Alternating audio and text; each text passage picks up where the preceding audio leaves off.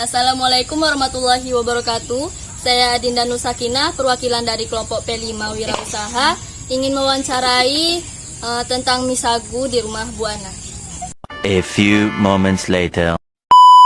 Warahmatullahi wabarakatuh. Saya Adinda Nusakina dari kelas 11 bersama kelompok saya dari P5 ingin mewawancarai kepada siapa?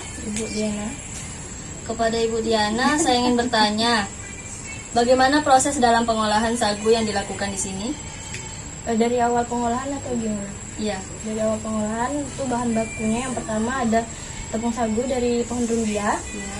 Nah, terus ada bahan lainnya seperti cuma air. Terus cara proses pembuatannya itu kita menggunakan alat seperti panci, terus spatula.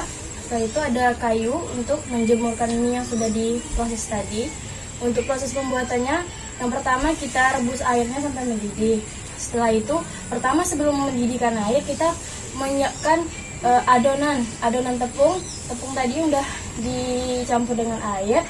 Setelah itu, ketika air sudah mendidih, maka kita campurkan ke air didihan itu. Setelah itu dia akan menjadi seperti lem. Sudah seperti lem, jadi kita gabungkan kembali dia dengan tepung yang kering. Setelah itu kita bentuk dia menjadi bulatan. Baru kita press menggunakan ampia. Setelah menggunakan ampia sudah terbentuk panjang, lalu kita rebuskan kembali. Setelah itu udah direbus, maka kita dijemur tapi tidak menggunakan matahari, cuma diangin-anginkan sehingga air yang ada di kandungan di dalam yang sudah direbus tadi itu udah nggak ada gitu, udah kering. Setelah itu baru di press menjadi mie. Apa sumber modal utama yang digunakan untuk pengembangan usaha sagu di sini? Yang pertama kali modal yang digunakan itu adalah dari modal sendiri. Setelah itu ada juga beberapa bantuan dari desa yang dialirkan ke usaha ini.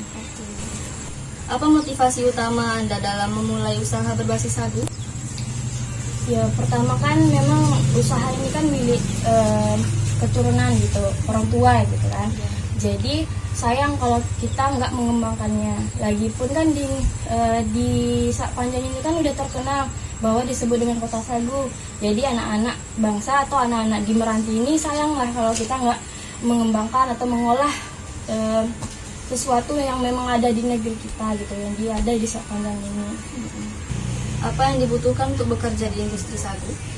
Bekerja di sini tentunya ya pasti tenaga lah ya, karena kita kan tentunya kadang-kadang nih meres mie dan lain-lain gitu kan. Gitu sih.